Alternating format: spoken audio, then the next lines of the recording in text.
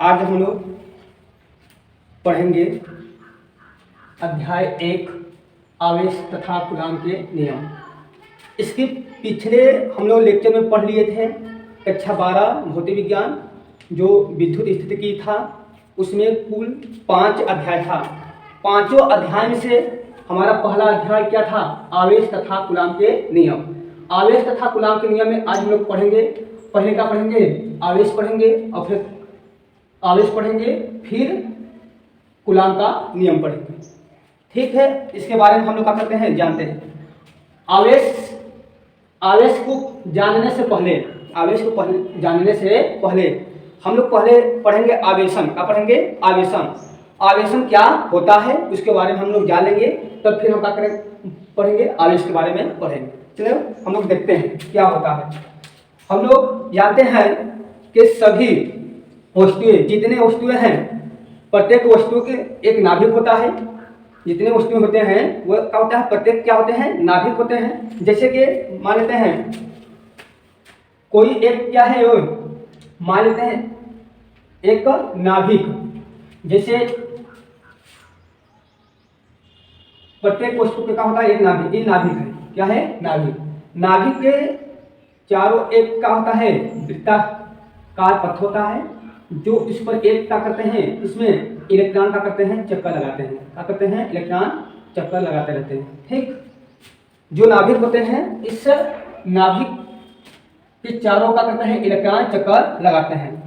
Electron चक्कर क्यों लगाते हैं? क्योंकि जो नाभिक होता है ना, यह आकर्षण यानी कि अपने ओर क्या करता है, आकर्षित किया जाता है, जिसके कारण क्या करते हैं, इलेक्ट्रॉन वह अपने पथ क्या करते हैं, वृत्ताकार पथ पर चक्कर लगाते रहते हैं। जो नाभिक से जो बाहरी कक्षा में जो इलेक्ट्रॉन होते हैं, सबसे इस नाभिक का आकर्षण बल क्या होता है, सबसे कम होता है। जब सबसे कम होगा तो यह क्या करता है, इसको मान लेते हैं क्या है, बाहरी कक्षा में इलेक्ट्रॉन है।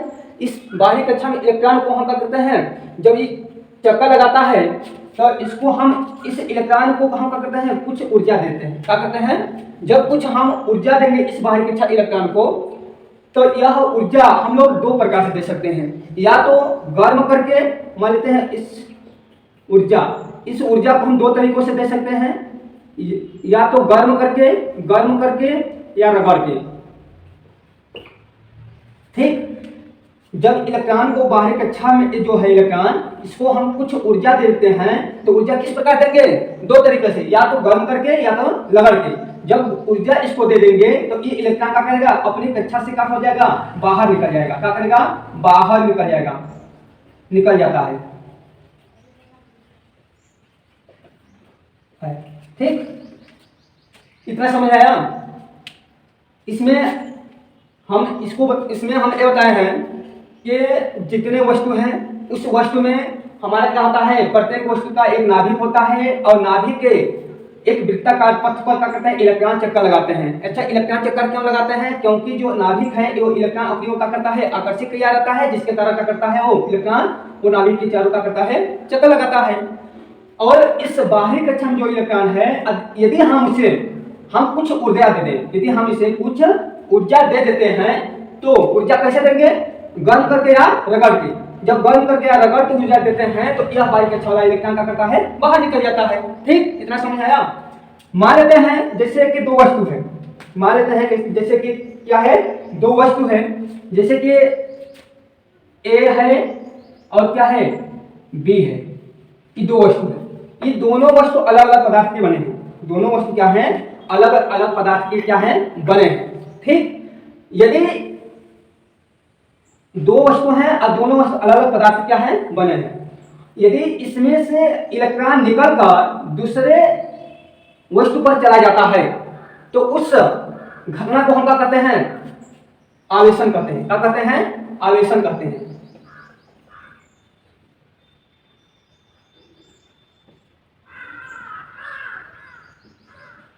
क्या कहते हैं, आवेशन।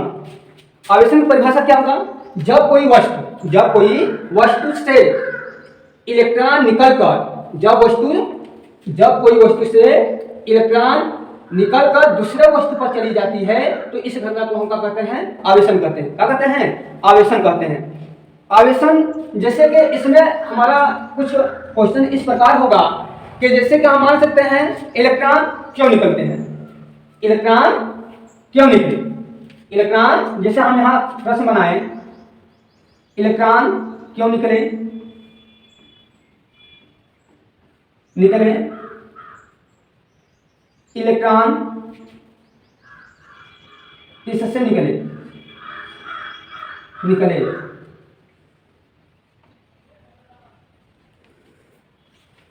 इलेक्ट्रॉन क्यों निकले, इलेक्ट्रॉन किससे निकले और कौन से इलेक्ट्रॉन निकले, कौन से इलेक्ट्रॉन निकले। ठीक, अगर पूछा जाए इलेक्ट्रॉन क्यों निकले, इलेक्ट्रॉन किससे निकले, कौन से इलेक्ट्रॉन निकले, देख लेते हैं।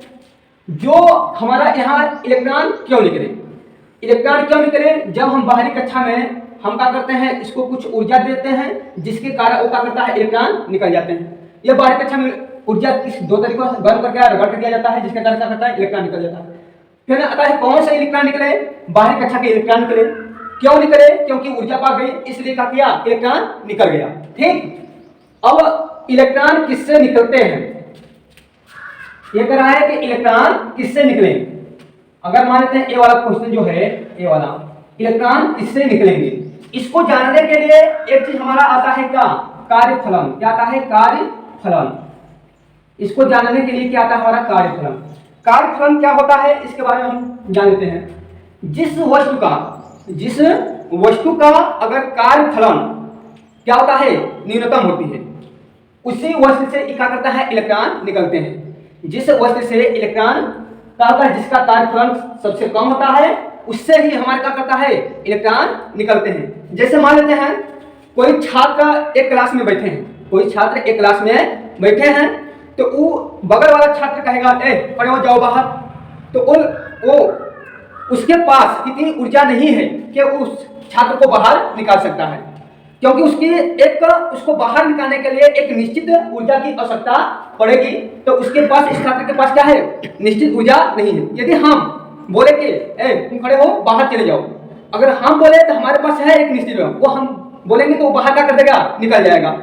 इसी तरह जैसे कि और लड़के हैं, जैसे 10 लड़के हैं मान लेते हैं, 10 लड़के हैं आपस में, हम कहे ए सभी लोग और लोग बाहर चले जाओ, तो उसमें जिसकी ऊर्जा रहेगी, सबसे जिसकी ऊर्जा कम होगी, सबसे कम ऊर्जा लगेगी, जो लड़का बाहर निकल गया, तो समझ लेंगे हम लोग क्या है, उसका कार्यफलन क्या है, सबसे कम है, जो आसानी से वो चला गया।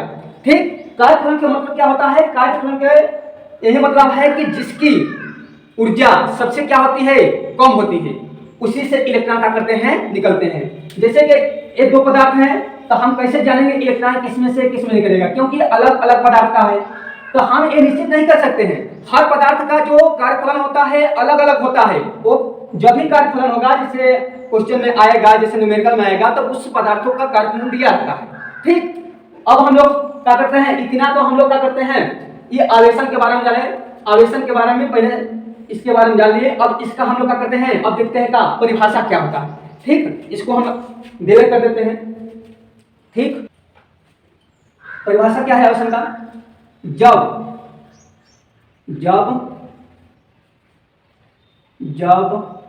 दो वस्तुओं को आपस में रगड़ा जाता है, जब दो वस्तुओं को आपस में रगड़ा जाता है, इलेक्ट्रॉन, जब दो वस्तुओं को आपस में रगड़ा जाता है, तो इलेक्ट्रॉन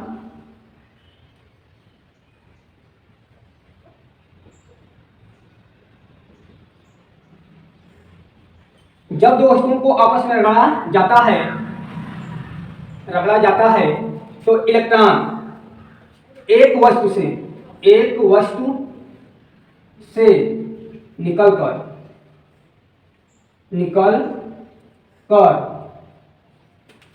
दूसरे वस्तु पर स्थानांतरित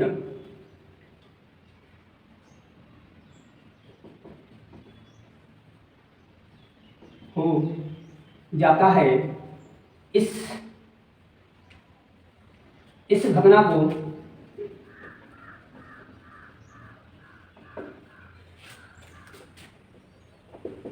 आवेशन कहते हैं।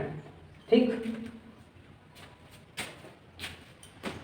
जब दो वस्तुओं को आपस में रगड़ा जाता है, एक इलेक्ट्रॉन एक वस्तु से निकलकर दूसरे वस्तु पर स्थानांतरित हो जाती है, तो इस घटना को हम आवेशन कहते हैं। कोई दिक्कत?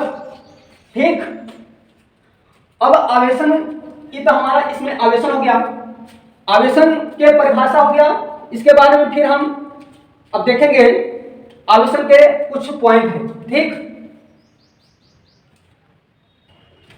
ठीक, आवेशन परिभाषा हुआ। कार्यफलन की परिभाषा, किसी वस्तु में से इलेक्ट्रॉन को निकालने के लिए एक निश्चित न्यूनतम ऊर्जा की आवश्यकता होती है, उसे हम क्या कहते हैं? कार्यफलन कहते हैं।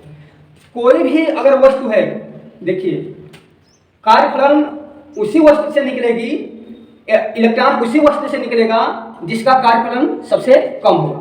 तो हम एक पॉइंट यहाँ लिख लेते हैं, क्या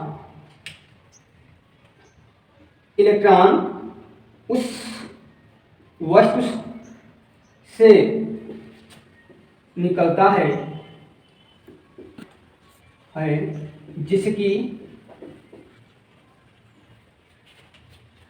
जिसकी ऊर्जा न्यूनतम होती है,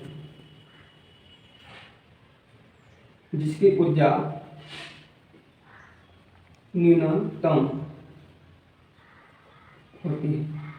ठीक, इलेक्ट्रॉन उस वस्तु से निकलती है जिसकी ऊर्जा क्या होती है? न्यूनतम होती है। जिस वस्तु की ऊर्जा न्यूनतम होती है, सबसे कम होती है, या इसी जगह हम लिख सकते हैं न्यूनतम या सबसे कम होती है, न्यूनतम या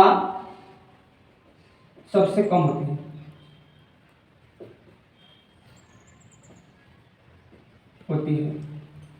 इलेक्ट्रॉन उस वस्तु से निकलती है जिसकी ऊर्जा न्यूनतम या सबसे कम होती है। ठीक, फिर हम लोग क्या करते हैं? अगला पॉइंट देख लेते हैं। अगला पॉइंट में हम लोग देख लेते हैं,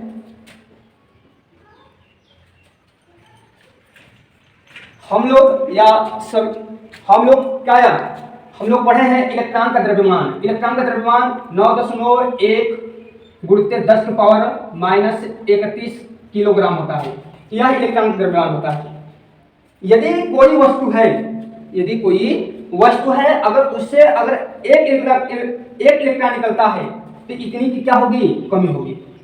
कोई भी इलेक्ट्रॉन निकलता है किसी वस्तु से, तो इतनी की क्या होती है? कमी होती है। जैसे कि यहाँ पर हम लिखते हैं, यहाँ पर देख लेते हैं, यदि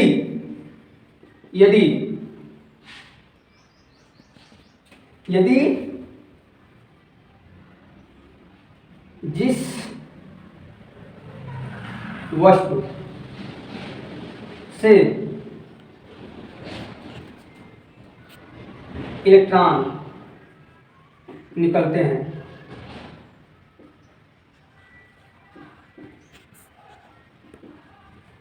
जिस वस्तु से इलेक्ट्रॉन निकलते हैं, तो क्या होगा? उस वस्तु के द्रव्यमान में कमी होती है। जिस वस्तु से इलेक्ट्रॉन निकलते हैं, तो उस वस्तु के द्रव्यमान में क्या होती है? कमी होती है। चाहे किसी भी वस्तु से इलेक्ट्रॉन निकलेंगे, उसकी हमेशा द्रव्यमान क्या होती है? कमी होती है। और जिस वस्तु से इलेक्ट्रॉन क्या करते हैं? उस पर आते हैं, तो उसमें द्रव्यमान की क्या होती है? वृद्धि होती है। ठीक, इतना समझ में आया? ठीक, अगला हम लोग पॉइंट देख लेते हैं।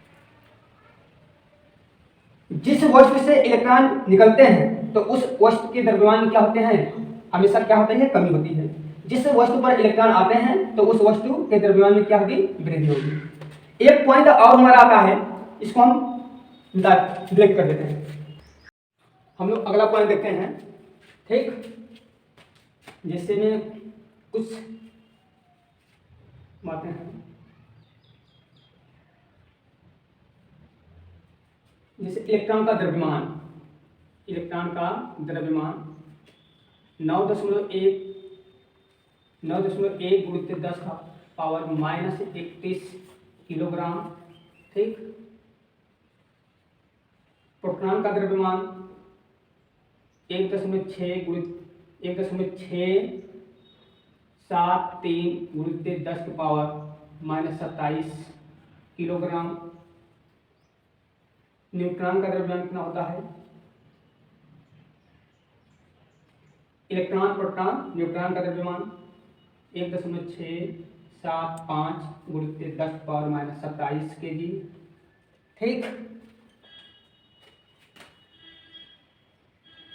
इसमें हमारा सबसे अधिक न्यूट्रॉन का द्रव्यमान है, फिर प्रोटॉन का है, फिर इलेक्ट्रॉन का है।